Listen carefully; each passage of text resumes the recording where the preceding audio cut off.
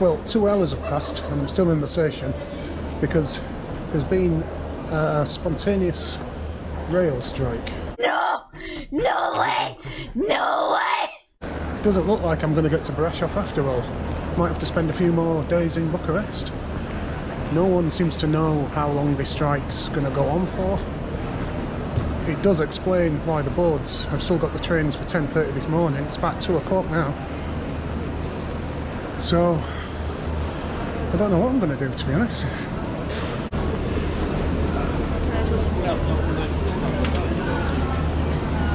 I've tried to get a bus, I've tried to get a blah blah car. They're all full, and apparently during the holiday seasons it can take about 6 hours, and it has started snowing as well. See, the trains on the departures have still got trains from 10:05 and it's now 2:30. So even if they do suddenly start running, there's a lot of trains to catch up on. This is the 11 o'clock train to Brasov. It's now 2:30 and there's no signs of anything moving just yet. I did actually get on this train thinking it was mine before I realised what was going on. So it's 3.5 hours late, which means mine's going to be at least that. I've already been here 2 hours, so I think I'm just going to knock it on the head and find a hostel in Bucharest again. This is all the local media reporting on it. I asked one of them if they could give me some information, and the girl in the blue coat was on camera now reporting to the nation.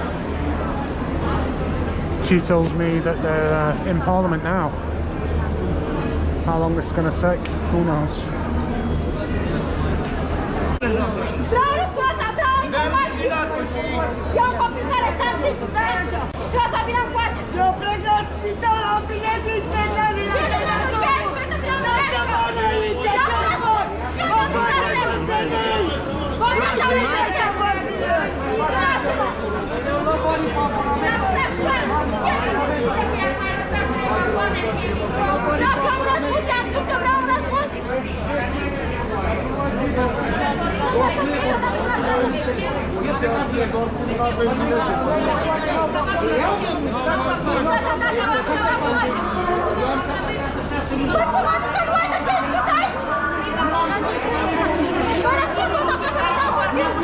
People are starting to get angry now. The poor woman in the information box, I mean, this has got nothing to do with her. She can't do anything. She can't make the train suddenly magically start running again.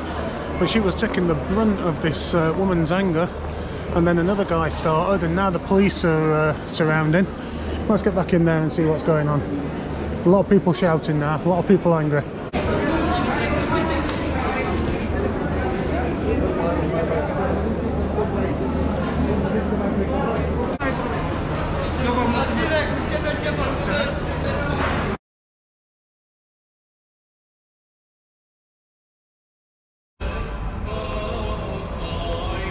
I really hope this is a live choir.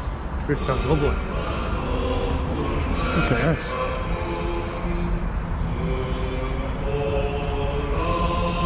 That's just the outside of the church. Let's take a look.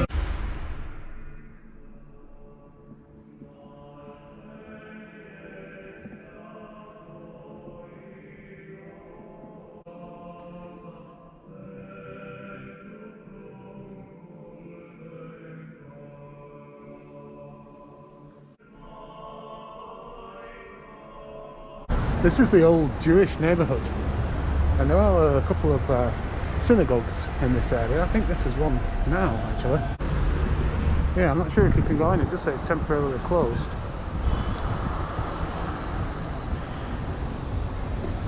But apart from that,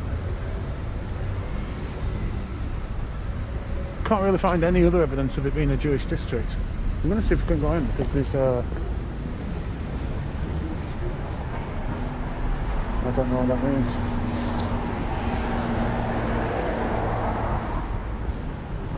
No? Close. Oh, okay. Can I just read? That guy made it very clear that the place was closed. The memorial outside the synagogue is dedicated to the 6 million Jewish victims of World War II, of the Holocaust, of which 400,000 were Romanian. And Romania was allies with the Nazis.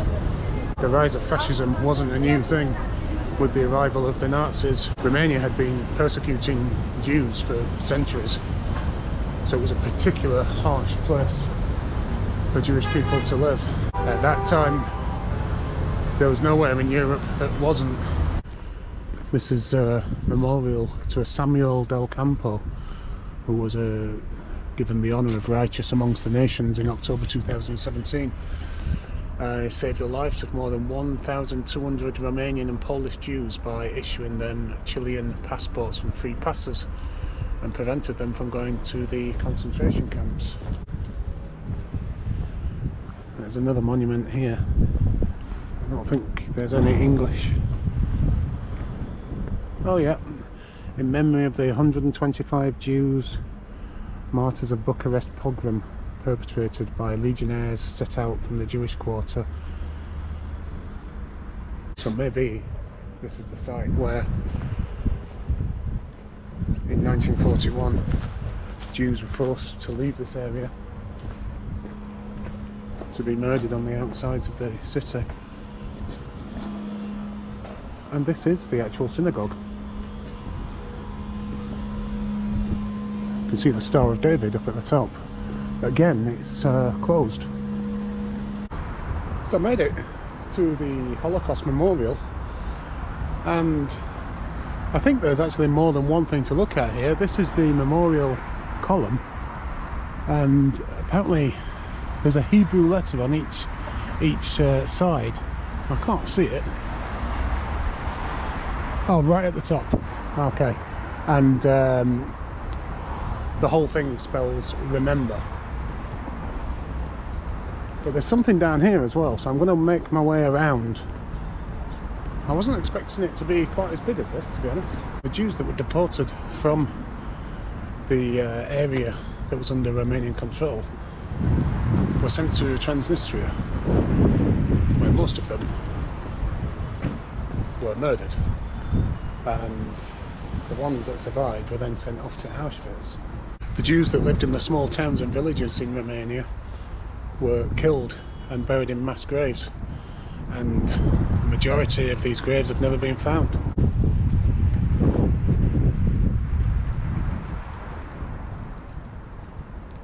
This memorial does at least accept the Romanian part of the Holocaust. Just as you walk down these steps here, it talks about how the Romanian state were responsible for the deaths of at least 300,000 Jews.